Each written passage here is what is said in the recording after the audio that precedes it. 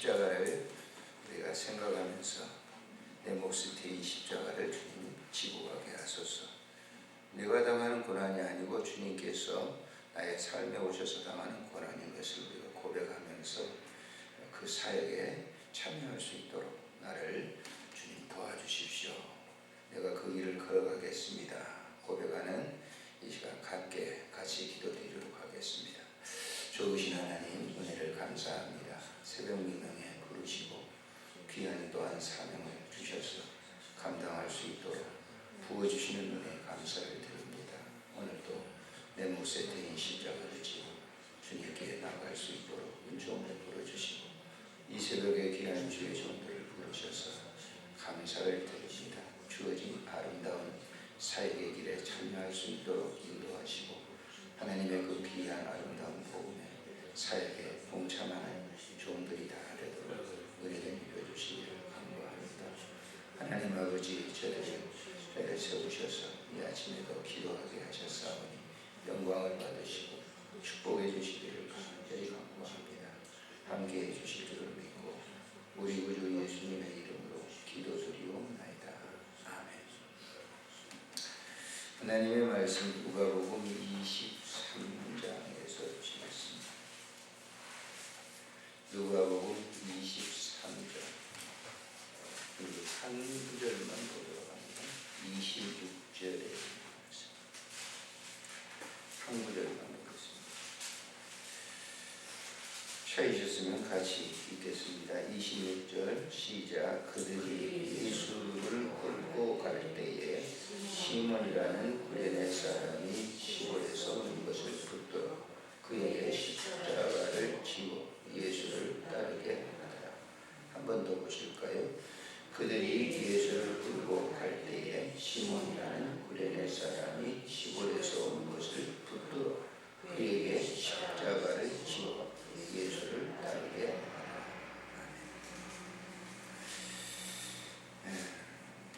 성경을 우리가 해석을 할 때 제일 그 기준이 되는 게 절이지 않습니까? 사실은 예전에는 한 500년 전만 하더라도 이 성경은 한 권 단체적이 된 겁니다. 한 권으로 절과 장이 없었어요. 성경을 이제 스테파노가 이제 성경을 연구하면서 이런 절을 이렇게 나눠놨는데 완벽한 건 아니죠. 그래서 이제 절을 나눠놨기 때문에 장절을 나눠놨기 때문에 성경을 우리가 매우 편리하죠. 예전에는 쭉 한꺼번에 있었는데 그래서 이제 성경을 연구하는 분들에게는 굉장한 큰 도움을 주게 되죠. 그래서 우리가 성경을 한 구절을 우리가 이 강해라든지 또 한 구절을 풀어줄 때 해석을 할 때 어떤 분들이 난해 구절을 가지고 자기 자의적인 해석을 하게 되죠. 그러게 문제가 되는 거죠. 오늘 많은 분들이 이 성경을 해석하는데 자의적 해석을 하게 됩니다. 자기 입장에서 관점에서 성경을 해석을 하는 거예요. 그건 바르지 않는 거예요. 성경 해석은 하나님의 관점에서 말씀의 관점에서 해석이 돼야 되죠. 같은 것 같지만 틀립니다. 내 관점에서 내 지식과 배운 모든 실력에 의해서 성경을 풀어주는 것, 이건 아주 그릇된 거예요. 그래서 그건 아주 교만한 겁니다. 성경이 성경을 해석하도록 해야 돼요. 그게 바람직한 거예요. 가장 좋은 방법이죠. 근데 여기 이 책에서 굉장히 우리가 중요한 그런 이 성경 해석을 우리가 해야 되는데, 그래서 성경은 한 구절, 이 한 구절이 전체 모든 66권과 연결되어 있어요. 그래서 소위 관주라고 그러죠. 관주. 지금은 이제 관주 성경이 이렇게 어느 분들이 있습니다만 조금 했는데 예전에 관주 성경이 있었어요. 이 성경 나오기 전에. 지금도 나오는지 모르겠습니다만 관주라고 하는 것은 그 염주와 같은 묵주와 같은 거 있잖아요. 그래서 그 구슬이 전부 매달려 있는데 그것이 하나로 통일되는 것처럼 한 구절 한 구절이 전체로 다 통일이 되도록 해석을 해줘야 된다라고 합니다. 예전에는 다 관주가 있어가지고 굉장히 성경을 연구하는 데 도움이 됐는데 지금 그게 없더라고요. 여백 성경만 저는 가지고 있습니다만 거기 이제 관주는 100%다 그런 건 아니지만은 연계성을 전부 해줬어요. 그래서 여기 구절 한 구절 찾아보면 다른 구절과 전부 연계가 돼 있거든요. 그래서 결국은 창세기 1장 1절로 그리고 요한계시록 마지막 장으로 22장으로 이제 결론이 지어지는 그런 것을 이제 볼 수 있는데 그런 아쉬움이 있습니다. 자, 오늘 이 본장 한 구절입니다만은 복음서에서 이 세 복음서에서 다 소개하고 있어요. 마태복음이라든지 마가복음이라든지 오늘 누가복음에서 소개합니다. 요한복음은 사실 복음이라고 볼 수는 없죠. 그래서 이 세 복음서에서 다 소개하고 있는데 한 구절을 우리 찾아보십시다. 마태복음을 우리 한번 찾아보세요. 27장에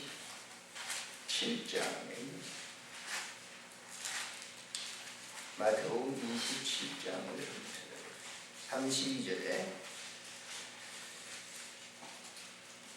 32절을 보겠습니다. 거기도 한 절로 소개되고 있죠. 자, 읽겠습니다. 나가다가 시몬이라는 구레네 사람을 만나면 그에게 예수의 십자가를 억지로 지어오게 하였더라. 그랬습니다. 자, 이 구절로 인해서는 이제 이 시몬이라고 하는 구레네 사람 시몬이라고 하는 그 후손들과 부인이 어떻게 믿음 생활했는가 하는 것을 전혀 알 수가 없어요. 그런데 이제 마가복음에서는 이렇게 소개하고 있어요. 자, 마가복음 14장을 한번 보십시오. 15장을 보십시오. 마가복음 15장을 한번 보십시오. 21절, 자, 21절, 23절까지 21절 시작. 마침 알렉산더와 루포의 아버지 구레네 사람 시몬이 시골로부터 와서 지나가는데 그들이 그를 억지로 같이 가게 하여 예수의 십자가를 지고 예수를 긁고 골고다라 하는 곳 번역하면 해골의 곳에서 이르러 몰약을 탄 포도주를 주었으나 예수께서 받지 아니하십니다. 이 골고다 위의 정상까지 십자가를 예수님의 십자가를 함께 지고 갔다 그랬습니다. 자, 한 구절 또 한번 봅니다. 자, 로마서를 한번 보십시오.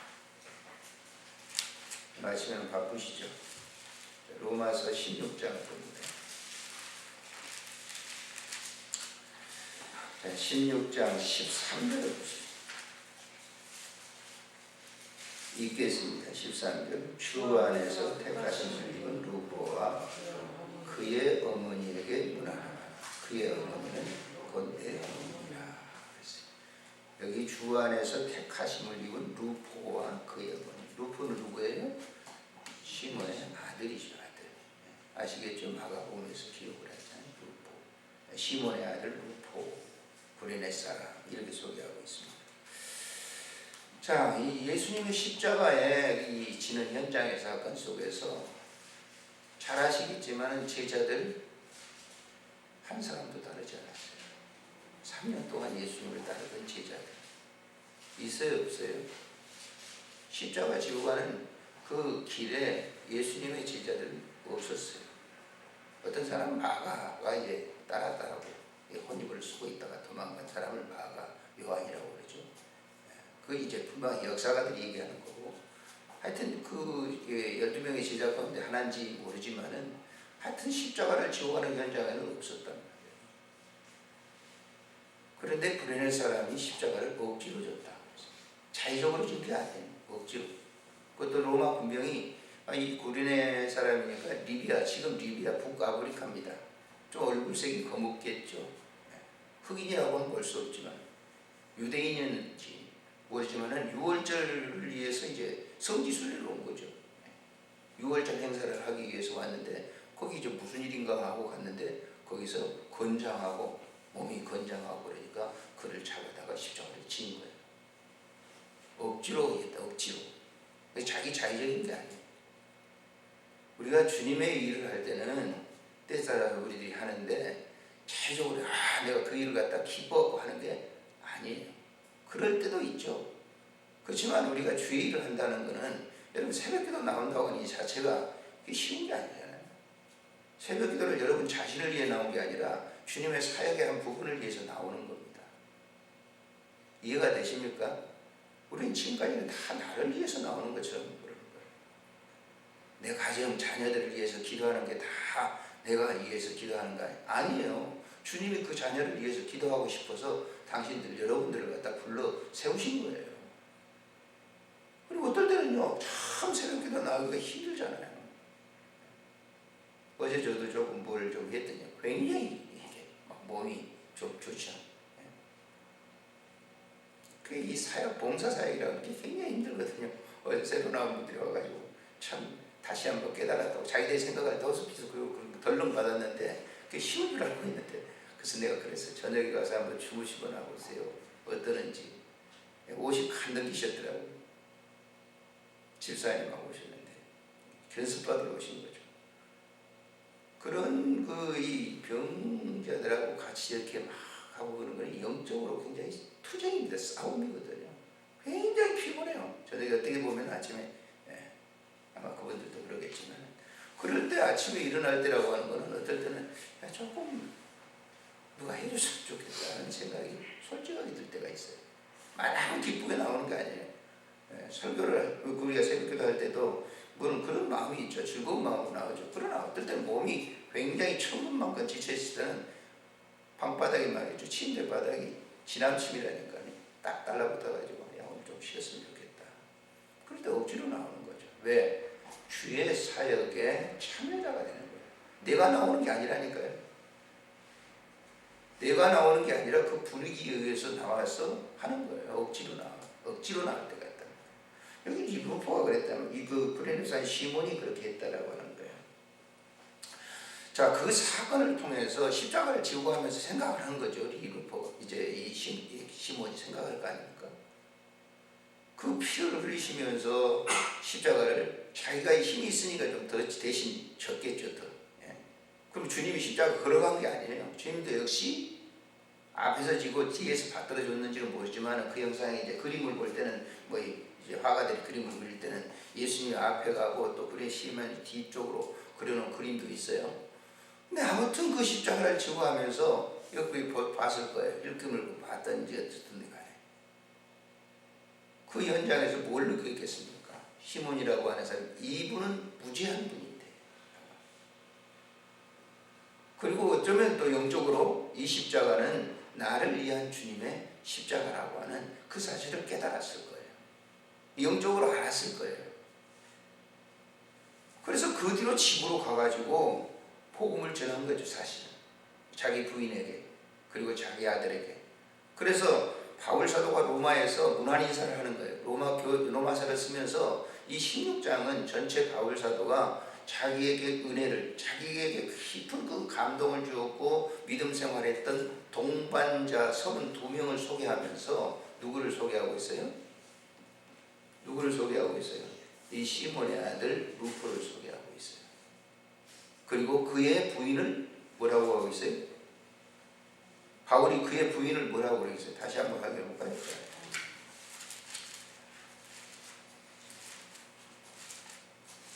16장에 이렇게 있습니다. 저도 완벽하지 않기 때문에 찾아봐야 되죠. 자, 13절 읽겠습니다. 주 안에서 택하심을 입은 루포와 그의 어머니에게 문안하라. 그의 어머니는 고대의 어머니. 그의 어머니는 루포의 어머니, 시몬의 아내. 이 사람은 언제 복음 전할 때 바울과 만났는지 모르지만은 바울에게 어머니와 같은 대역을 했던 그런 사역자다. 이 목회자들만 알아요.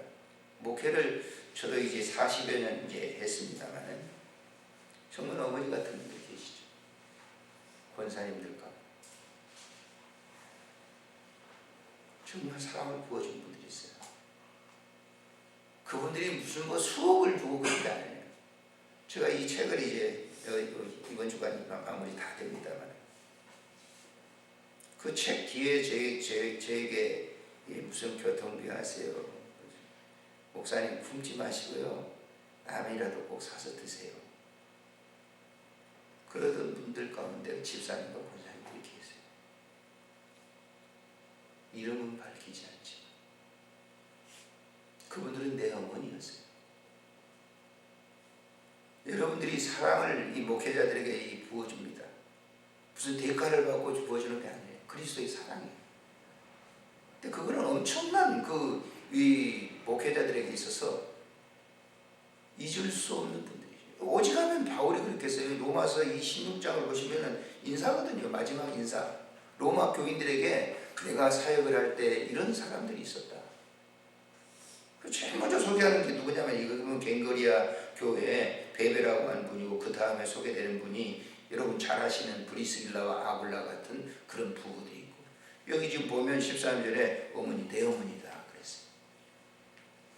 어떤 사건을 통해서 이루어진 겁니까? 옥지어진 십자가의 사건을 통해서 이런 구속의 역사 속에 전개되고 있다고 하는 거예요. 이게 누가 하는 거죠? 사람들이 하는 게 아니잖아요. 주님이 하시는 사역이에요. 당신이 그 십자가라고 하는 지고 가는 그런 현장 속에서 구레네 사람 시몬이 내가 가서 져야 되겠다라고 하는 마음이 없었어요. 주님이 당신이 하시는 이 구속사역 가운데 한 부분을 쓰시는 거예요. 오늘도 여러분 이 새벽에 기도하시는 것이 여러분들이 한다고 하지 마세요. 그건 교만입니다. 여러분들이 하는 게 아니에요. 하나님이 지금 필요한 사역에 어떤 사람은 한 마음으로 새벽에 나오신 분이 있을 거예요. 아주 즐거운 마음. 어떤 분들은 마지막에 나온 분들일 수 있을 거예요. 아유, 이게 지금 꼭 나가야 되는데. 교회를 위해서 기도를 해야 될 텐데. 그래, 아무튼 어떤 방법으로든지 이 시간 여러분들이 예배당에 나왔다는 것은 여러분들의 개개인을 위해서 나온 게 아니라 주님 사역에 여러분 자녀가 기도가 필요해요. 그래서 그를 위해서 여러분들을 세우신 거예요. 믿으시기를 바랍니다. 그럴 때 주님이 생명책에 여러분들의 모든 걸 기록해 놓은 거예요. 이 사건도 그러잖아요. 이 사건도. 아마 우리가 일반적인 다른 어떤 이 경전이라든지 이런 것 했다고 하면 이런 이 모순된 것은 적어놓지 않을 거예요. 이런 모순된 것을 어떻게 적어놓겠어요? 이런 이 모순 속에서 우리 인간의 이 이성과 지성으로서는 모순 속에도 하나님께서 하시는 사역은 우리의 인간의 이성과 지성으로서는 이해할 수 없는 일이에요. 그래서 신비한 겁니다. 내가 주님의 도구가 될 수 있는 것은 정말 비밀이에요. 나만이 알고 있는 비밀. 그래서 성경을 우리가 이렇게 해석을 할 때 바로 그런 점을 잘 이렇게 보셔야 되는 거예요. 항상 내 관점에서 성경을 보는 게 아니라 성경의 흐름 속에서 어떻게 구속의 역사가 흘러가고 있는 것인지. 그래서 나는 없어요. 나라고 하는 존재, 이 복음 안에서는 나라고 하는 존재는 없어요. 나는 도구예요. 도구. 근데 우리는 너무 많은 사람들이 성경 하나님을 통해서 자기가 그만큼 성장했다고 하는 그것만 과시해 주는 거예요. 몽학 선생이죠. 몽학 선생. 그런 몽학 선생은 갈라디아 교인들이나 필요한 것이지 오늘 이 시대에 우리는 필요한 게 아니에요. 우리는 그저 쓰임받는다고 하는 사실 속에서 이 아침에 감사하는 거예요. 나를 도구로 쓰시니 감사합니다. 오늘도 오직 복음만이 내 삶의 현장 속에 드러나게 해주세요 라고 하는 것이 우리의 기도가 되어야 될 줄로 믿습니다. 존귀하신 우리 하나님 감사를 드립니다. 성경이 한 구절을 통해서 우리에게 제시해 주시는 하나님의 이 영적 사역이라고 하는 것이 참으로 놀랍고 신기하고 깊고 오묘합니다.